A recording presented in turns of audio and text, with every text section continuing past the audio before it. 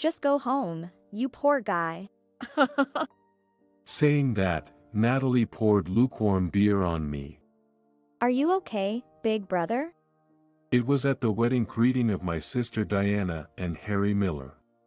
The Miller couple seemed dissatisfied that Diana, a high school graduate, was their son's fiancée. Diana, too, seemed to have an unwelcome position as the fiancée. I took out a handkerchief from my pocket and wiped my wet head and forehead. Even though my wife Emma had arranged a place for Diana to be introduced. It seemed like Diana would only struggle in such a family. Got it.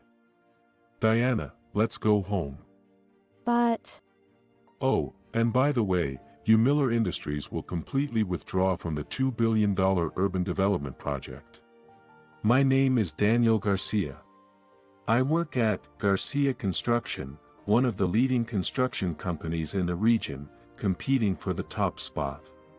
Although I am now in a position to handle significant projects and give orders to employees, I struggled when I first entered the construction industry. The main reason was my educational background, as I only graduated from high school.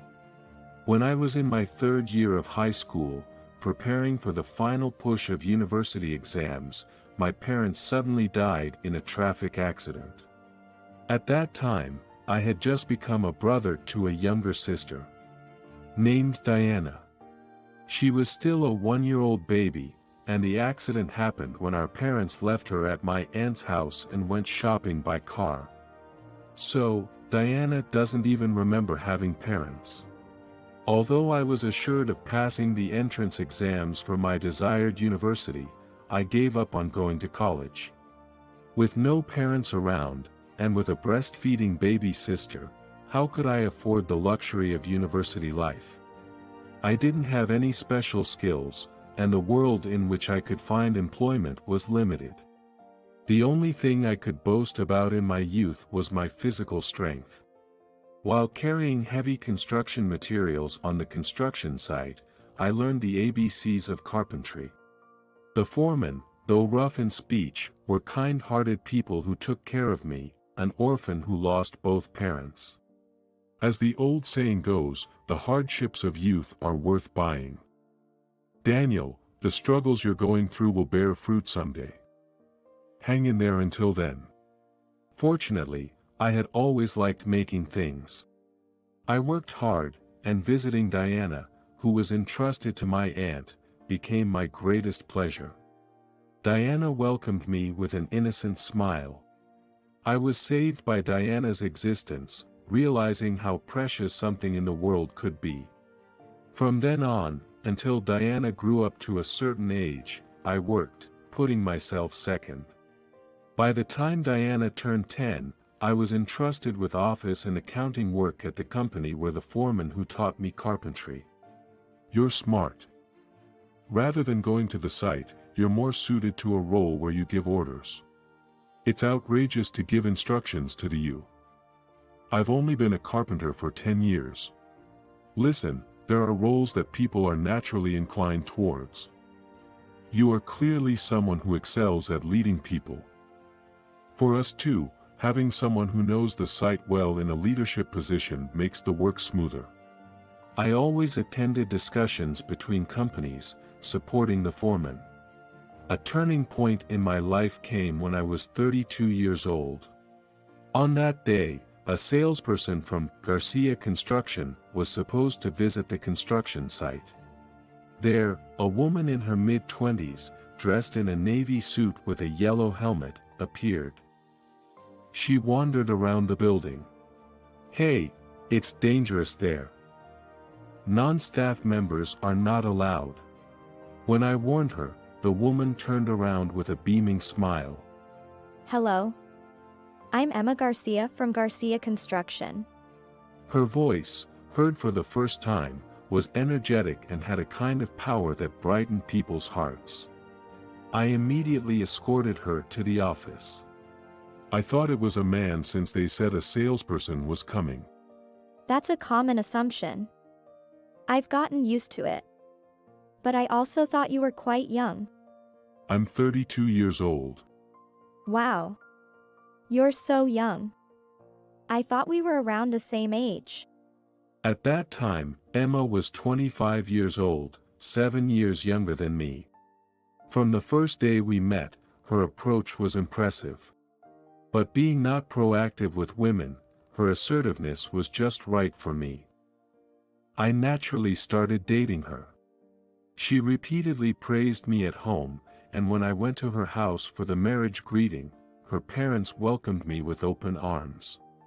That's how I married Emma and became a son-in-law in the Garcia family. Diana was 15 at the time, going through a sensitive period. She seemed very happy to have a close relative around her age. Although both Emma and I wanted to take Diana in, she strongly wished to continue living with our aunt and attend school. As time passed, Diana reached her 3rd year of high school, a period for deciding between work or further education. I naturally assumed she would go to college, but she expressed her desire to go to nursing school. I tried to discourage her, but she didn't budge. I want to enter society quickly, earn money, and repay my big brother. I want to become a nurse and help various people. If she had a job she wanted to do, I wanted to respect that. However, wouldn't it be better for her to become a nurse after graduating from college? Emma also joined in persuading her, but Diana's determination remained unshaken. At Diana's high school graduation ceremony, Emma and I sat in the family section, watching Diana receive her diploma. She had grown so much without me realizing it. Life with only photos of our parents must have been incredibly challenging. And she's a girl. There must have been times when she felt overwhelmed by anxiety or despair. Although I considered myself a substitute parent, I couldn't penetrate those deep corners of her heart. Feeling the weight of the struggles, Emma, sitting beside me, quietly handed me a handkerchief. It's okay, Daniel. Let's continue supporting her together. Emma's words were more than comforting. After graduating from high school, Diana lived on her own with our support while attending nursing school. But as a surrogate parent, I couldn't help worrying. What if she got involved with the wrong guy? The anxieties were unbearable. Despite that, there was a precious daily life in front of me, and I continued with the demands of my job. Emma, as always, was head over heels for me. Even after several years, people around us teased us, saying we looked like newlyweds. Fortunately, Diana and Emma had a great relationship. I watched over Diana's growth, considering myself a surrogate parent. She, whom I still saw as a child, grew up quickly, and Diana would soon celebrate her 30th birthday. Meanwhile, there were significant developments in my work.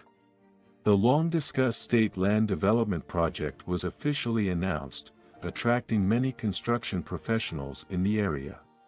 The entire city would undergo a transformation in a 10-year plan. Buildings and roads we would create would adorn the city. We were excited to see the completed design, which looked like World Trade Center, in the New York area. Our Garcia Construction, along with many subsidiaries, entered the project. It's going to be busy from now on. But I'll make sure to prioritize our life together as much as possible. Thank you. We may not have children, but this city is like our child. Despite our good relationship, we couldn't have children. Emma was now around 40 years old. From around the age of 30 for a few years, we tried fertility treatments, but we never had the joy of welcoming a new life. Now, we stopped treatment and shifted our focus to how to enrich our lives as a couple. As long as Daniel is with me, I'm happy. We don't need a successor to be our biological child, we can nurture talented employees. Emma seemed comfortable with the fact that we didn't have children, and I was relieved. Eventually, Diana graduated from nursing school and started working as a nurse. I really love my current job.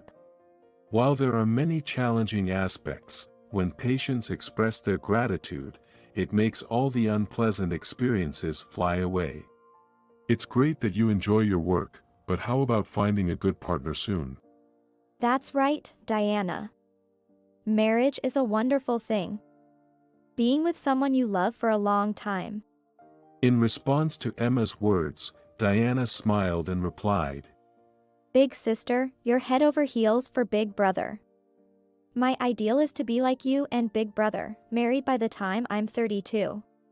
Despite Diana not showing much interest in men, these kinds of discussions seem to come unexpectedly. One evening, Diana made a phone call. Big brother, I'm getting married. The groom is a guy named Harry Miller. He's an IT engineer. Both Emma and I were surprised and overjoyed by Diana's news. They met at the hospital. Harry was hospitalized for stomach ulcer surgery. He's an IT engineer, the same age as Diana. He somehow resembled Big Brother. I realized we were the same age as we talked. Harry's parents run a construction company.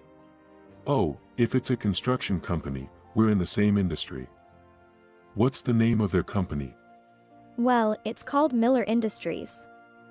But Harry didn't want to follow in his parents' footsteps.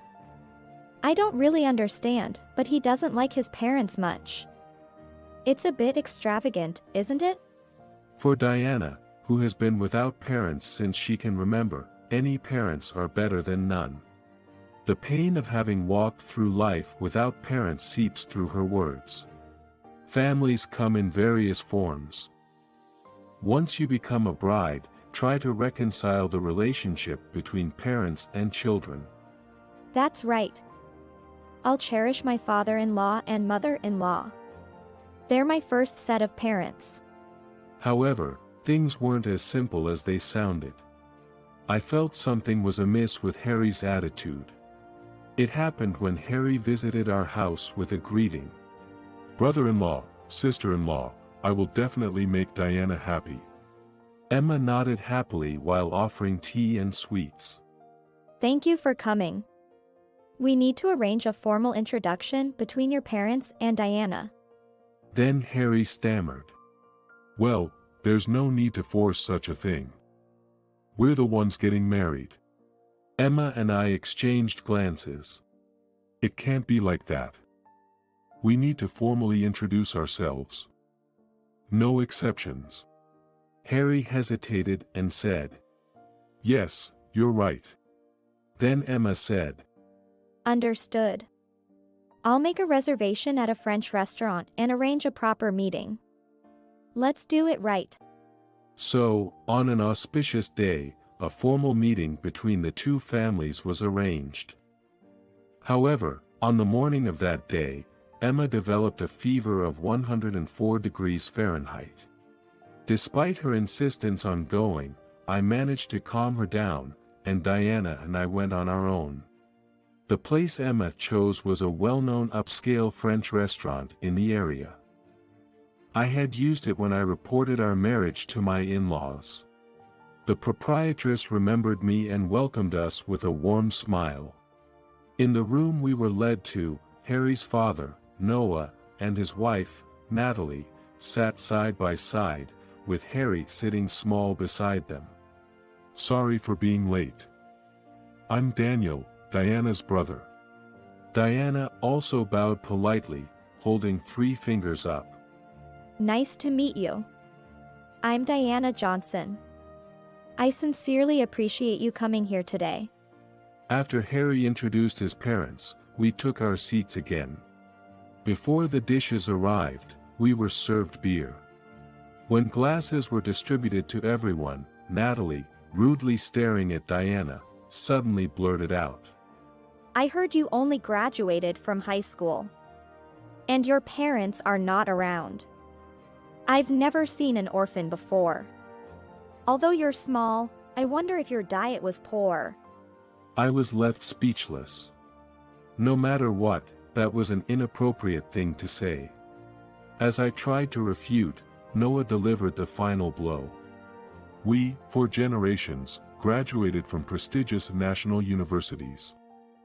A high school graduate as a partner for Harry is a bit unconventional. Harry stood up. What are you saying now? It's too late. I've already decided to marry Diana. Stop with that narrow-minded attitude already. You've become quite insolent. Clearly, the negative influence of dating a poor person is showing. I couldn't help but stand up. Wait a minute. What's wrong with being a high school graduate? I'm a high school graduate too. Yet, I've worked hard to live. Don't say rude things. Insolent. Are you trying to give us your opinion? You high school graduate. Poor people, just go home and clean up everything. Saying that, Natalie poured lukewarm beer over me. Big brother, are you okay?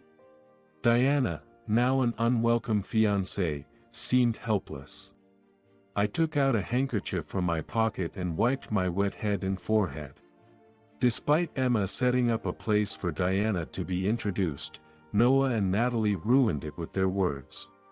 Prejudice against Diana for being a high school graduate and labeled as poor, the two prospective in-laws were trapped in such biases. Even if Diana married into such a family, she would only suffer. I understand. Diana, let's go. But I don't want to become relatives with these two. Diana, think about it calmly again. it's you who needs to calm down, big brother. Diana didn't understand anything. Even if the young couple loved each other, with such prospective in-laws, they could never be happy. Certainly, as Diana said, I couldn't stay calm. Diana and I are high school graduates, but what's wrong with that?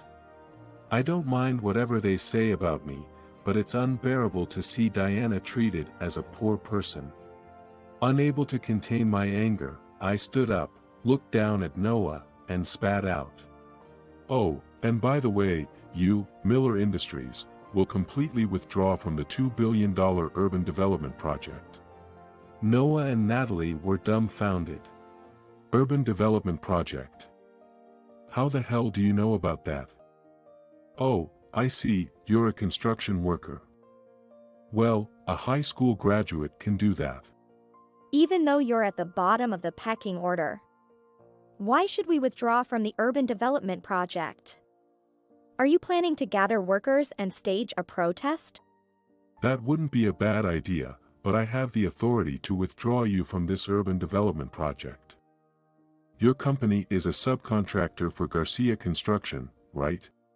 Noah's face tensed up nervously. We've been indebted to Garcia Construction for a long time. What's the matter? What's your relationship with Garcia Construction? Natalie also clouded her face a bit but still energetically retorted. Could it be that you're also a subcontractor for Garcia Construction? I haven't heard the name Garcia in this industry. At least, there's no one named Garcia in a position of authority. It's about time to reveal the truth. My sister Diana has the Garcia surname, but I'm different. Today, I didn't have a chance to introduce myself as I didn't come with my wife, but I'm Daniel Garcia. I'm the son-in-law of Leo Garcia, the president of Garcia Construction. Noah's mouth moved like a goldfish deprived of oxygen. What? You're the son-in-law of Garcia Construction. Yes, I'm the executive director of Garcia Construction, and I've been actively involved in this urban development project. I have full authority delegated by my father-in-law Leo. Natalie, with a stunned face, murmured softly. I can't believe you're the son-in-law of Garcia Construction. Oh, by the way, their only daughter is named Emma, right? So you're Emma's husband? I nodded firmly. That's correct. I will personally return to the company and officially remove Miller Industries from subcontracting for this urban development project. There was no connection this time. Excuse me. I grabbed Diana's shoulder and tried to forcefully leave the room. However, Diana twisted her body, freeing herself from my grip. Big brother, wait. I haven't said anything yet. This marriage is my issue. Diana, you don't understand anything. Marriage is not just about the individuals involved. It connects families. If you marry Harry, I will become part of their family. I can't accept that. No way. Big brother, reconsider. Harry hasn't done anything wrong.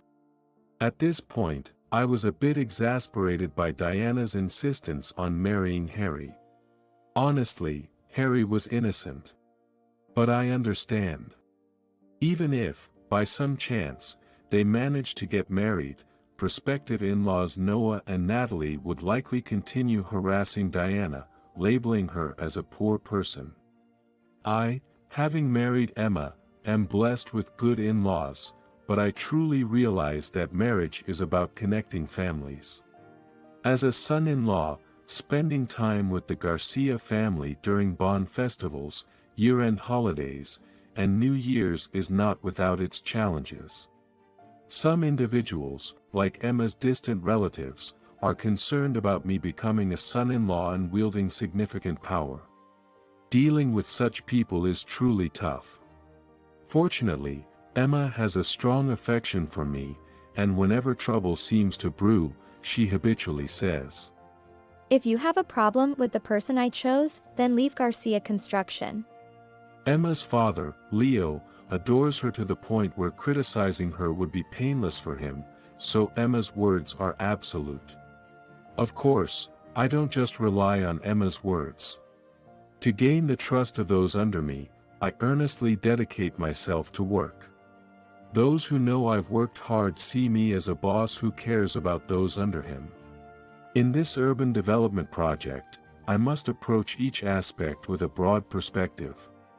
If Miller Industries becomes a subcontractor for Garcia Construction, it will be a relationship lasting for the next 10 years. I cannot work with individuals who insult me for being a high school graduate or poor. At that moment, Noah, still seated, starts sliding towards me. Yeah. What Diana said is right. It's not like we're against this marriage or anything. We're just worried because our upbringings are different, wondering if Diana can handle it. I couldn't help but be exasperated. Then Natalie, following Noah's lead, approaches me while rubbing against my legs. Earlier, the beer slipped, and I'm sorry.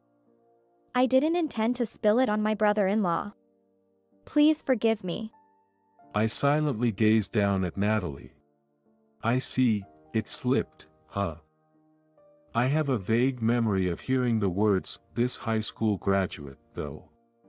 Natalie stammers. That was. It's fine. You didn't say it by mistake. I've risen to this position despite being a high school graduate. Not everyone dislikes it. But I can't become relatives with people who hold such views. With a scream, Natalie grabs the beer bottle on the table and pours it over her own head.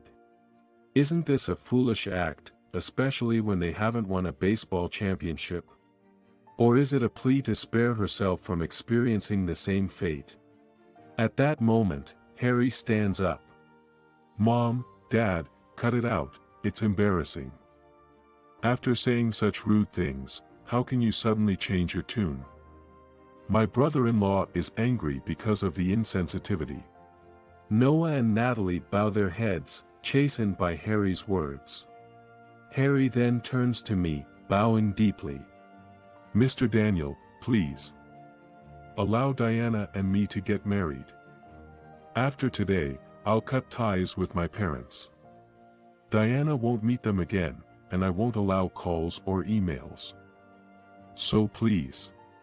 Next to him, Diana rushes over, kneels down, and bows her head towards me.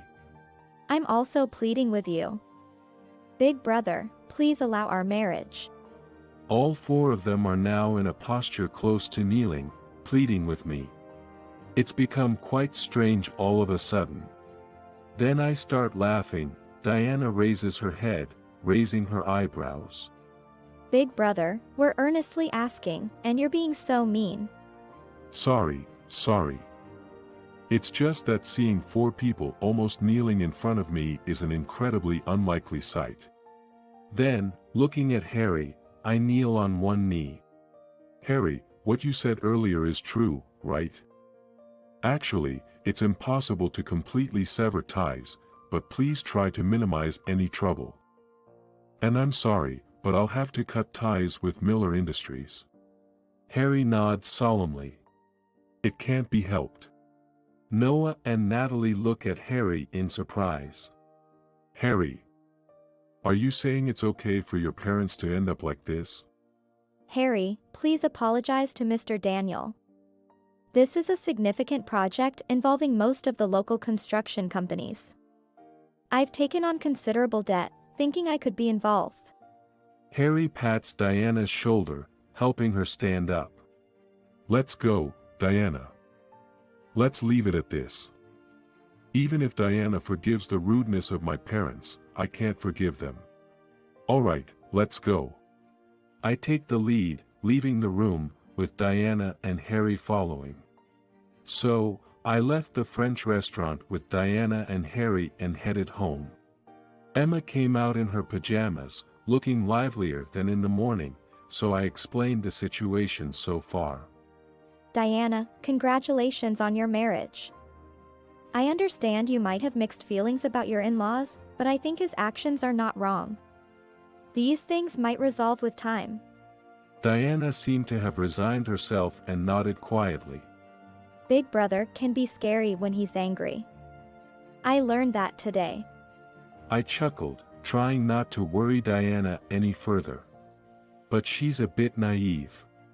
The Miller couple will only know the extent of my sternness from now on. Miller Industries faced a crisis as they couldn't participate in a major local project. And the American construction industry already had various problems. As long as they stayed in this prefecture, there was no worry about work for the next 10 years. They thought they were secure and had just built their own building. However, loans piled up, and they had to let go of their building. Desperately, Noah tried to become a subcontractor for other companies. I subtly shared the story of being labeled a poor person by Miller's president with colleagues in the industry. Just casual gossip. But it stung. Word spread in the industry. The son-in-law of Garcia Construction got angry. Even friendly construction companies distanced themselves. Now, nobody would lend a hand to Noah and Natalie. Not only in the construction business but also in local shops like the rice store and electronics shop. Unable to make a living in this town, Natalie screamed. Employees started quitting one by one. By the time the last one left, their building had already been taken over by someone else.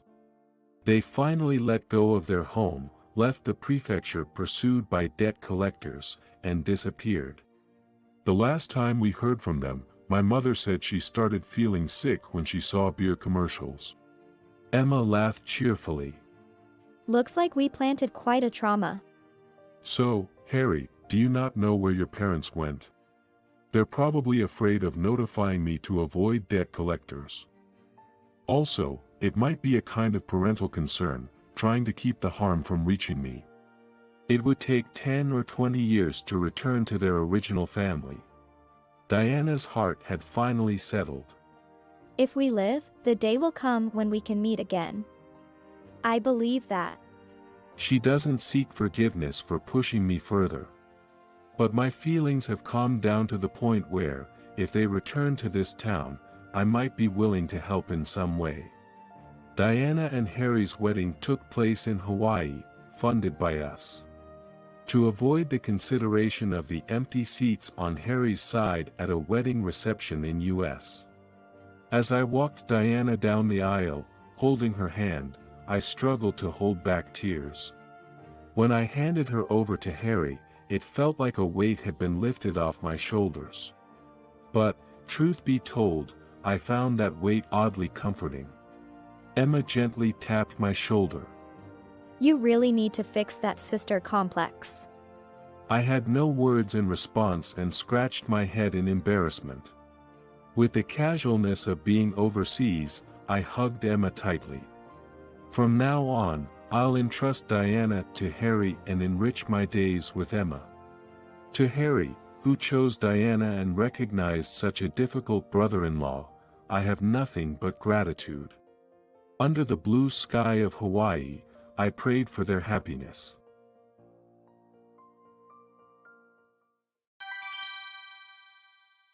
That day, I felt unusually down right from the morning. It was because I had to meet with Johnson, the director of our client's company, whom I find most challenging to deal with. If I had to describe Johnson in one word, it would be that he's incredibly competent at his job. He graduated from a top-notch university, so he's really sharp.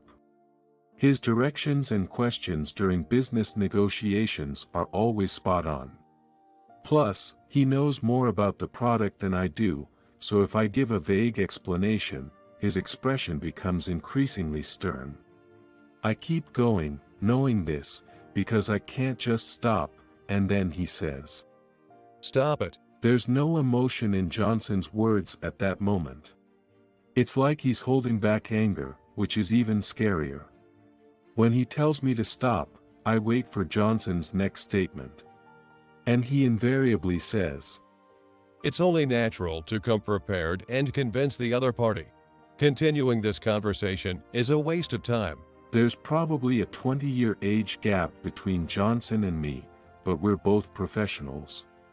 I think polite conversation would be the norm, but Johnson seems to have no interest in that. At first, I didn't think Johnson was looking down on me, even though he was dismissive. But one day, after he unilaterally ended a business discussion, something happened that revealed his true feelings. He said loud enough for me to hear, "This is why I can't stand middle school graduate." The first time Johnson said that, I thought I'd heard wrong. He couldn't possibly say something that terrible. To be honest, I wanted to believe. I tried to reinterpret his words in my head. But they wouldn't change. And I couldn't exactly ask him to repeat himself, so I just went back to the office feeling frustrated. And then there was the day I felt unusually down. The reason was the homework Johnson had given me. The homework was to explain convincingly the benefits of doing business with our company to Johnson's satisfaction.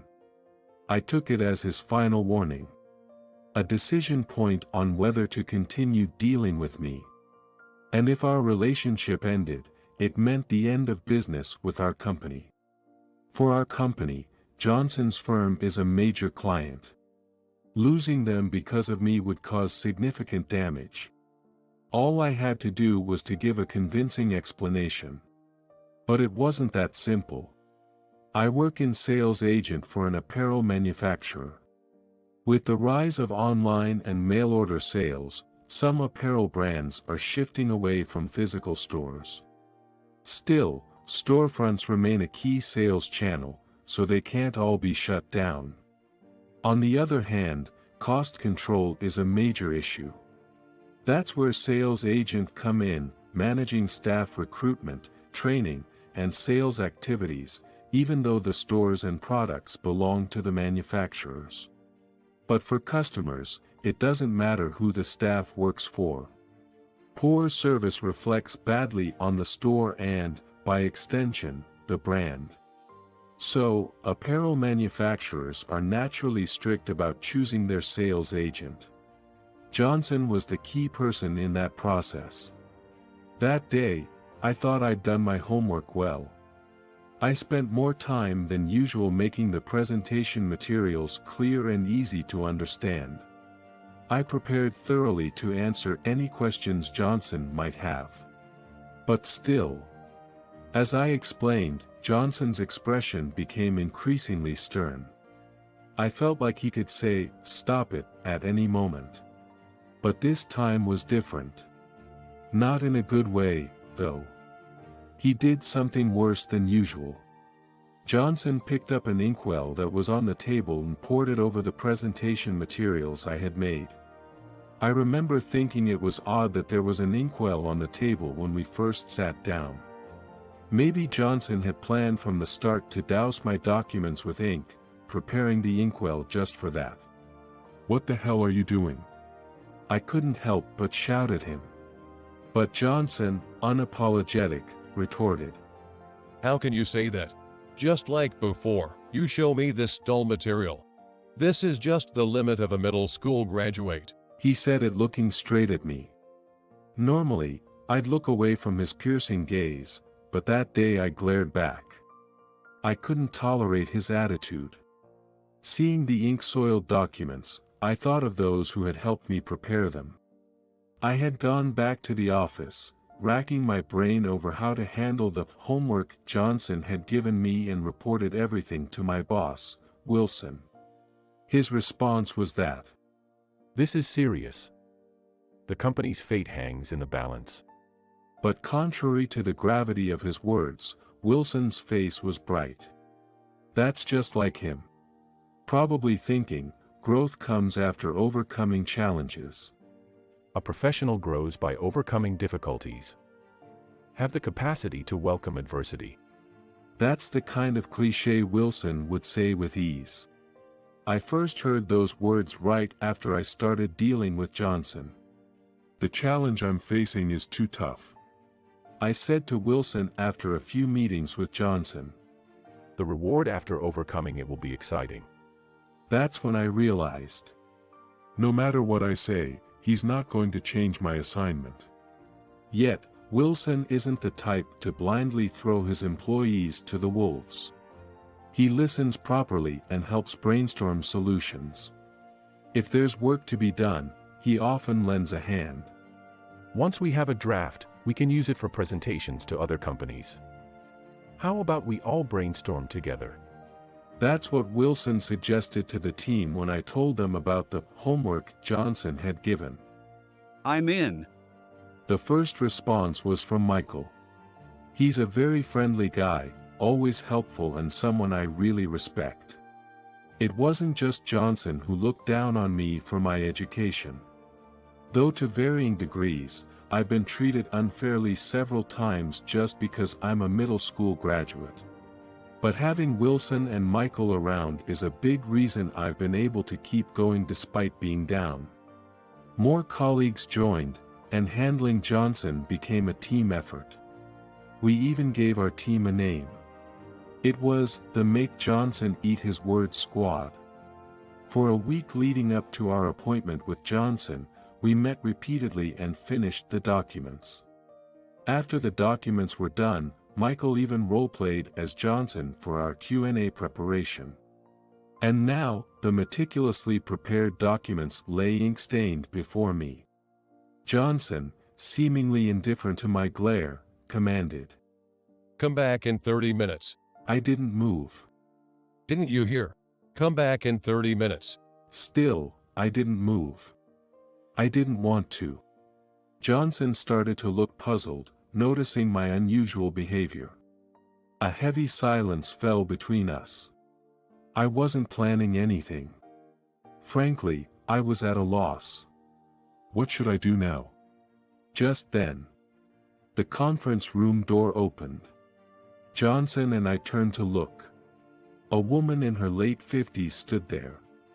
Her expression was a mix of anger and surprise. Why is the missus here? Johnson muttered. I didn't know what he meant by Mrs., but from his shocked face, I guessed she wasn't usually here. Had she run all the way? She held her chest with her right hand, taking slow, deep breaths. Then, after a deep breath, she addressed Johnson. Do you realize who he is, treating him like this? Johnson looked dumbfounded, probably replaying her words in his mind. It wasn't only Johnson trying to make sense of her statement. I had no clue what she meant. The word "what she said" made me think, in my mind. I had no idea what the words "the woman" meant. Slowly walking into the room, she approached Johnson and said, This man is Mr. Smith's grandson. What? Johnson froze. I then understood what she meant. My grandfather, the Mr. Smith she referred to, was the exclusive designer for this company. To me, he was just my regular grandpa.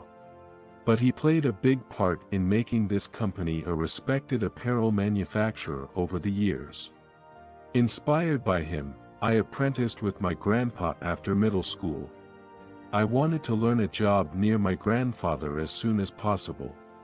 One day, about 3 years into working with my grandpa, he called me. And he said, Go and learn about the outside world. It's important to understand how many people are involved in getting a single piece of clothing to the customer. So, I worked in a direct sales store for 2 years and then joined a sales agent company, where I've been for 3 years now. Only the CEO and a few executives at my current company know I'm my grandpa's grandson. I didn't want to use his name to get ahead and didn't want my colleagues to feel uneasy around me. Yet, I still didn't understand why she had come here so urgently. Then she turned to me and said, I deeply apologize for Johnson's behavior on behalf of our company. I would like to apologize on behalf of the CEO. She apologized. The Mrs. Johnson was referring to was the CEO's wife. Feeling awkward, I said, Please, you don't have to apologize. But how did you know about Johnson's attitude toward me? And why are you here? She explained. I got a call from Wilson. My subordinate will make a great proposal to your company today, but a man named Johnson might squash it. Any help would be appreciated. I'm sorry for being late. She looked apologetic. But how do you know Wilson? As if she knew my thoughts, she continued. Wilson and I were middle school classmates. We reconnected at a reunion when we were 30 and have been in touch since. We're in the same industry. That's why she called him Wilson. I understood. But I still had one question. How does she know about my grandfather? How do you know about my grandfather? I asked, her face brightened a bit. I used to work under your grandfather. I even met you when you were little. I'm back. Returning to the office, I went straight to Wilson. Seems like the presentation went well. He said with a smile. The presentation was a disaster. But after that, it was a series of happy events. Even Johnson said he'd change his ways. To anyone else, my response wouldn't make sense. But Wilson seemed to understand everything. Looks like you've overcome a challenge. You look good. He said. It's all thanks to everyone. I appreciate it. I said, looking at everyone. Everyone looked back at me, smiling. I thought to myself. I'm really blessed with the people around me.